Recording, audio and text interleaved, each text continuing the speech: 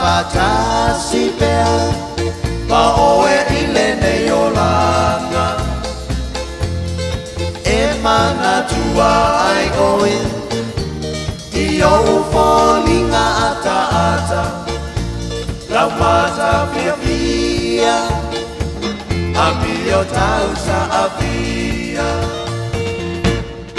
Ola taba putana Ua o le loina lama Le mapua anga Ua lai ole nei mala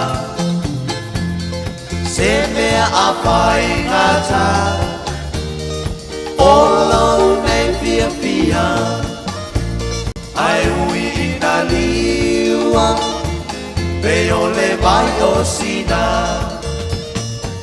Pali mai a funga o sou manatu Pe te alofa moni ia te au E fai mofi e ona pa a buku Pe a fai ua e musu Pali mai a funga o sou manatu Petelo famoni ia te au E fai ngofi e ona pa a upu Me a fai ua e musu Vetu e o le langi Vingota o le sabi Se I tau maia se tasi Ko fea e ala umani O oe o la upele ea O la umana mea e toa tasi Le nei ua mo atu E au noa pasetali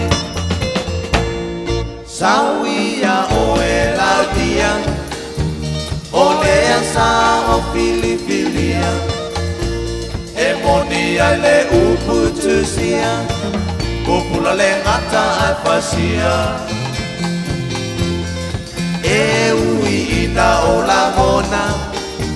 Langona ina le mafatia Ai tu mea ia Fungai lo fai talia Vali mai a funga o sau manatu Pete lo famoni ia te au E fai ngofi e ona wha a buku Pe a fai ua e musu Tofa soi fua la upele lo uau Momo ngā ua le taulau Wa motu si atalu le tu ina nau Pia pata si e pa ababau Tofa soi fua la upele lo uau Momo ngā ua le taulau Wa motu si atalu le tu inana Pia patra si e pa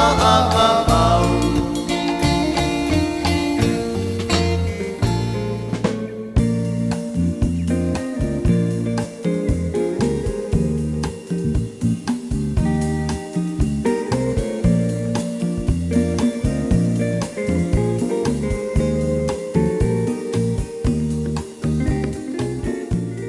Ua na ole Radio Samoa se furulima iwa toru a mo e tautuaina oe I laungangana fitua so le vai aso. Yeah.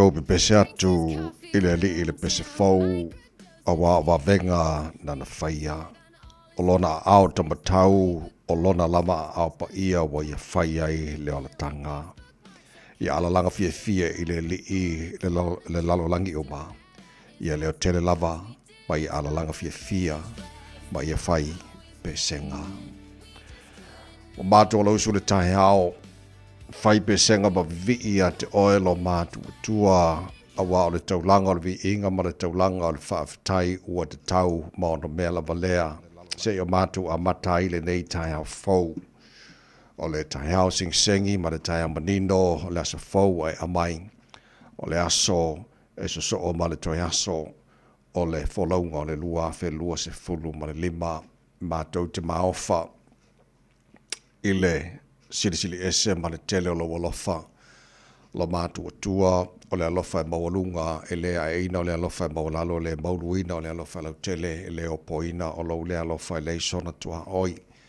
tau taima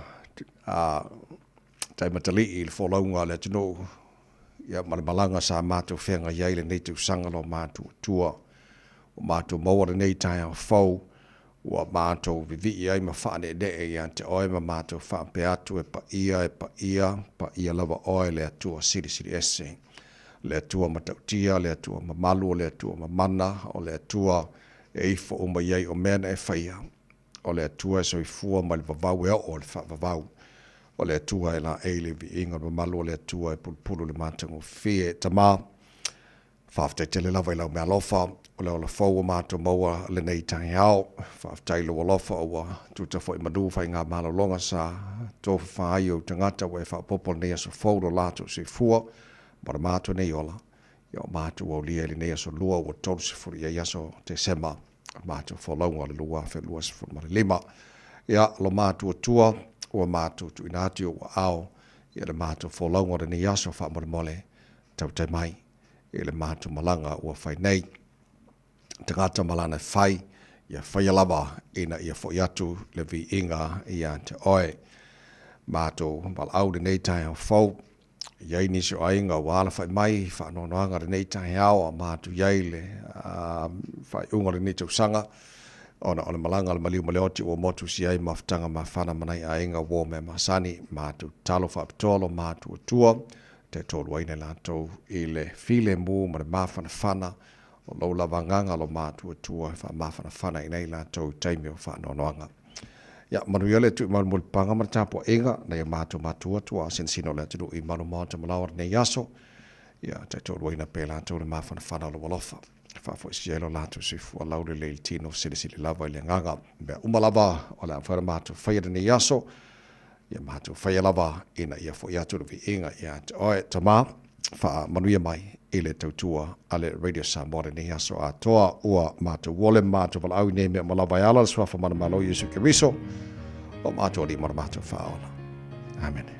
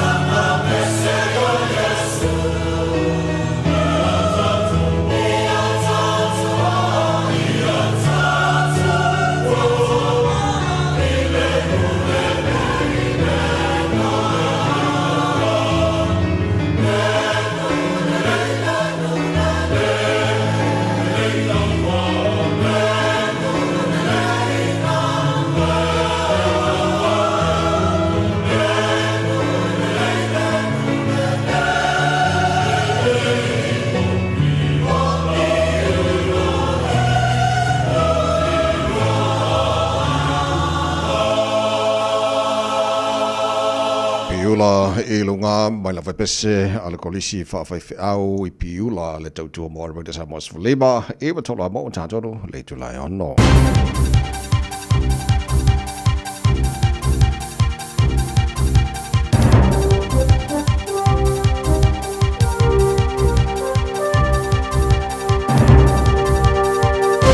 In this update, yesterday's wet and blustery weather isn't quite done with us yet. Severe gales gusting up to 120 kilometres per hour have prompted orange wind warnings in Marlborough, Nelson and the Buller, Grey and Westland districts. Rain watches also apply in the Tararua district and Wairarapa. Met Service meteorologist David Miller says an active front is sitting over the central South Island today, but will gradually ease this afternoon. We will still expect to see showers over the upper North Island as bands of rain and troughs move over the upper North Island throughout today. This year's road toll is tracking towards an historic low with only days to go. It's currently at 206, and if it remains below 272, it'll be the lowest since the early 1950s. Claudia O'Neill reports. The year with the fewest fatalities still 2013 with 253. Road Policing Director Superintendent Stephen Greeley told our newsroom an increase in road policing efforts likely played a part in bringing this year's number down. An operation launched in late 2022 saw their focus on seatbelt use and distractions and speed. As many Kiwis head for a break, others are beginning their busiest months at work. Industries including tim, hospitality and construction are knuckling down for what are considered to be seasonal. Meanwhile, some promising signs over summer. Stats NZ says tourism lifted 6% to more than 3 million in the year to October, driven by visitors from Australia, US, Britain and Japan. October's overseas arrivals hit 93% of pre-COVID. Tourism NZ's CEO Renee Demonchi says lots of Australians and Americans are visiting and Chinese visitors are returning. Those big three markets are almost 2/3 of our total international visitor economy. So getting all three of those working, that'll be a real focus. That's news. In sport, the Melbourne Victory have trounced the Wellington Phoenix 5-1 at home. Men's A-League football, including a Nikos Virgos hat-trick by the 47th minute. The result pushes the Victory into 6th from 10 matches on 14 points. The Phoenix remain 10th on 11 after their 5th loss in just 7 matches. The Tasmania Jack Jumpers have savoured an ANBL basketball win in Hobart, holding off the South East Melbourne Phoenix 87-84. That's their third victory from 11 at home this season. And British boxer Anthony Joshua has escaped with minor injuries after a car crash in Nigeria, which left 2 dead. The 36-year-old former world heavyweight champion is holidaying in the wake of his 6th-round knockout victory over Jake Paul in Miami. That's sport. I'm Claire Sherwood. Ua na ole Radio Samoa se furulima iwa toru a mo e tautuaina o e ilaungangana fitu aso le vai aso. Momone Taeao no whaatalofa, whaawhiroa i whoi ma whaatulima, e le amatele lava, male whaaloalo, sa molo watino penel pa ia male mabalo lau whaafonganga, e le nei Taeao sengi malo le soifua maruia.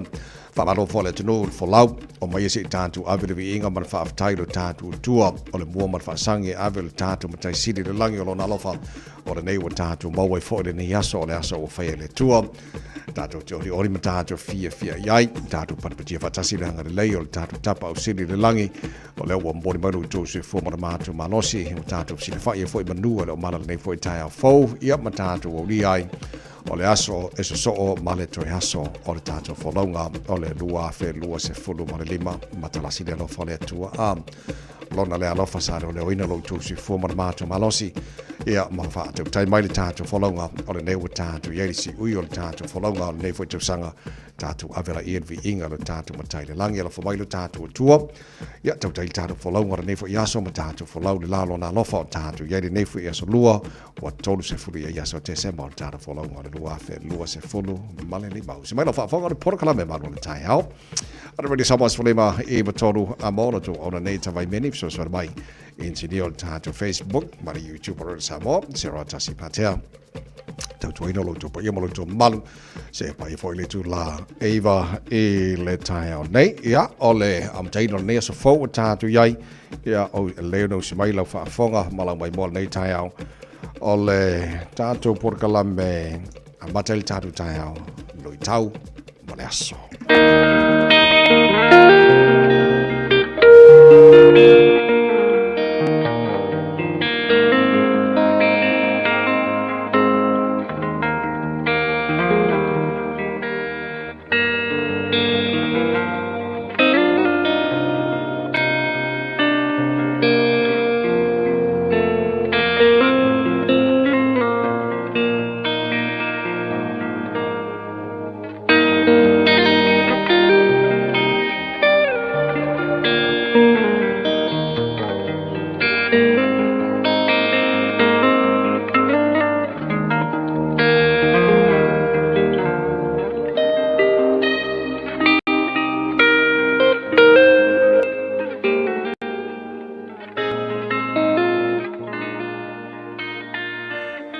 Tau mō le aso.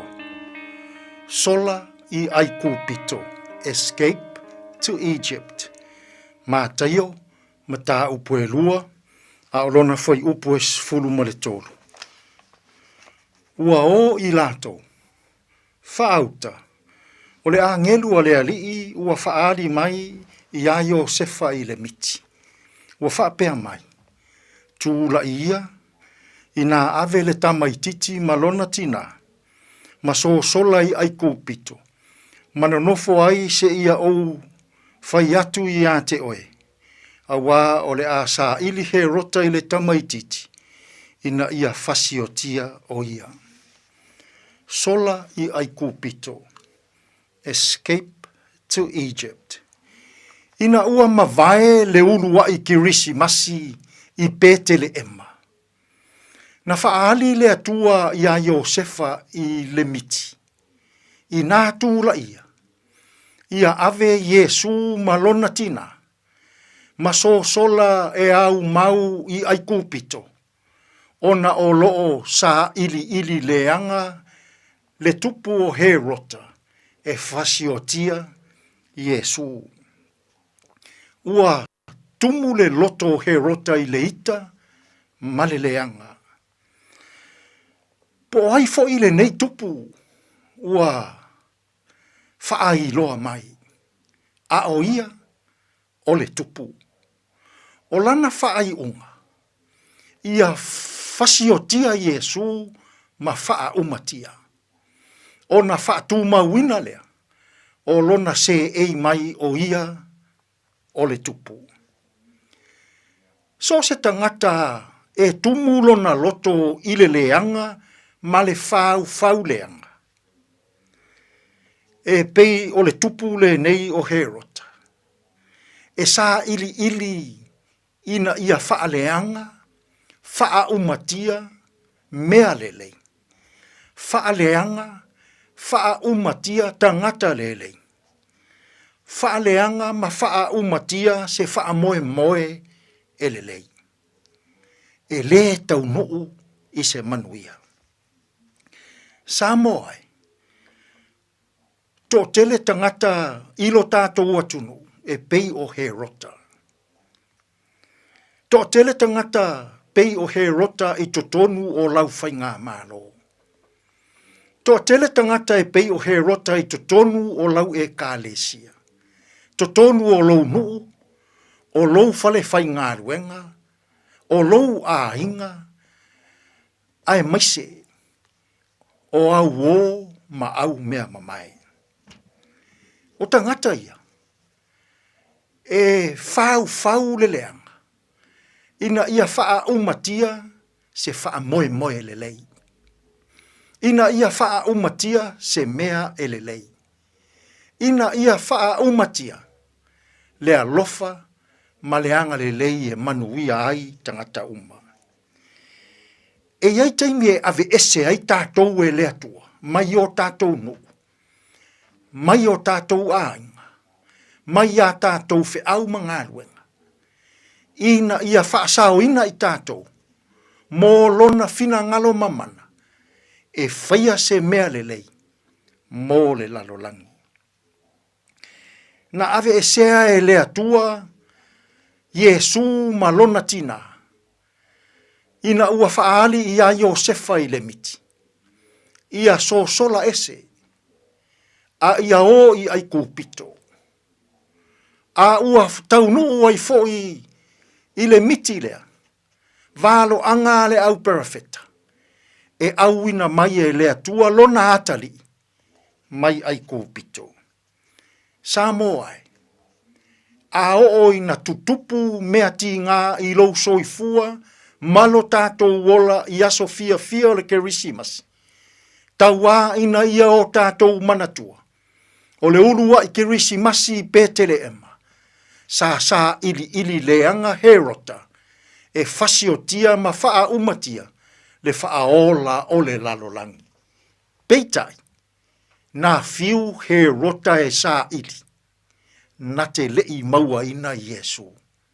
E le aise mea. E whainga tā i le atua. I lou soifua. Malo tātou ola. Tātou te tālu. Le atua mamanai. A o sauni atu Samoa e whaamanatu lana kerisimas. Ia a o ina i mātou uma. E tumu i sa i linga le lei mai le loto leanga. Ina ia wha umatia mea le lei. Mō le manuia lau tele o tangata. Tātou malaua fio ia mātou fe au mga ruenga o le nei aso. E tonu malelei ai mea uma. Lou lava suafa Yesu ua mātou tatalo atua i nei. Amene.